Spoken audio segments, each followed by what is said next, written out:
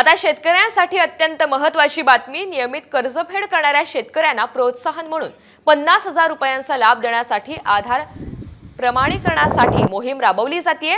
या मोहिमेला 18 सप्टेंबर पर्यंत मुदतवाढ देण्यात आली आहे। मृत झालेल्या शेतकऱ्यांच्या वारसांना सुद्धा बँकांकडे वारसा नोंद केल्यास या योजनेचा लाभ मिळणार आहे।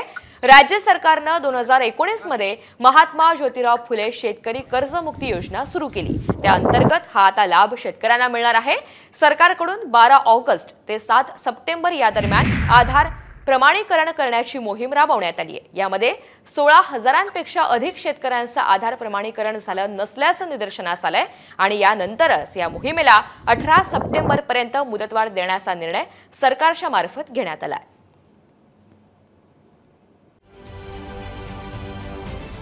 महाराष्ट्रातील सर्व बातम्यांचे विश्वासार्ह व्यासपीठ, सकाळच्या सर्व सोशल मीडिया प्लॅटफॉर्मला लाईक, फॉलो आणि सबस्क्राइब करा। तसंच सर्व नोटिफिकेशनसाठी बेल आयकॉन प्रेस करायला विसरू नका।